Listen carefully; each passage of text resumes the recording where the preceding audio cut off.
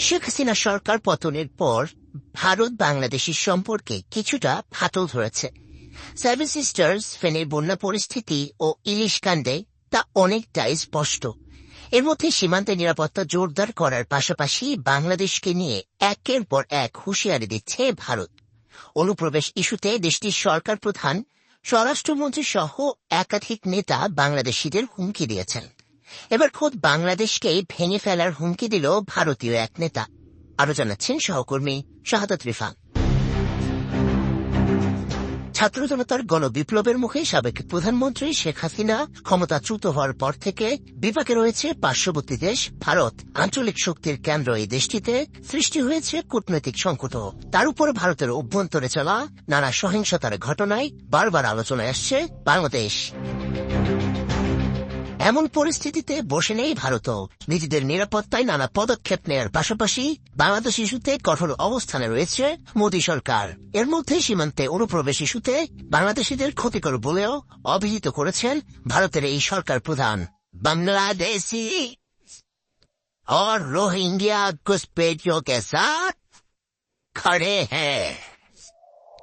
ये घुसपैठिए और कट्टरपंथी। শুধু প্রধানমন্ত্রী মোদী নয়, ভারতের কেন্দ্রীয় স্বরাষ্ট্রমন্ত্রী অমিত শাহ কয়েকদিন আগে বাংলাদেশে অনুপ্রবেশকারীদের উল্টো করে ঝুলিয়ে শায়েস্তা করার হুমকি দেন।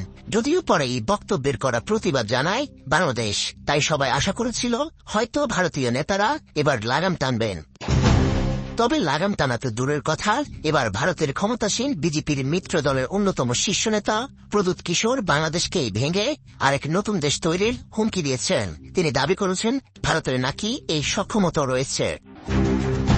বাংলাদেশকে ভাঙার হুমকি দেওয়ার পাশাপাশি বিজেপির মিত্র দলের এই নেতা দাবি করেন যদি ত্রিপুরা সাহায্য না করত তাহলে বাংলাদেশও হতো না এবং মুক্তি বাহিনী বলেও কিছু থাকত না। শেখ মুজিব এবং শেখ হাসিনার কারণেই ভারত এতদিন চুপ ছিল জানিয়ে প্রদ্যুৎ কিশোর বলেন বাংলাদেশের সাথে কিন্তু এখন আর তাদের বন্ধুত্ব নেই। যদি বাংলাদেশিরা তাদের চ্যালেঞ্জ জানাতে পারে তাহলে মনে করিয়ে দিতে চান পাকিস্তান ভেঙে ভারত বাংলাদেশ তৈরি করেছে, বাংলাদেশ ভেঙে আরেকটি দেশ তৈরি করার সক্ষমতা তাদের আছে। ভারতীয়দের ঐক্যবদ্ধ থাকার আহ্বান জানিয়ে বিজেপির মিত্র দলের এই নেতা বলেন বাংলাদেশিরা এখন ভারতের বিরুদ্ধে স্লোগান দিচ্ছে, দাবি করছে তারা নাকি ভারতের ত্রিপুরা এবং উত্তর পূর্বাঞ্চলীয় রাজ্য দখল করবে। তাই সবাইকে সচেতন থাকতে হবে।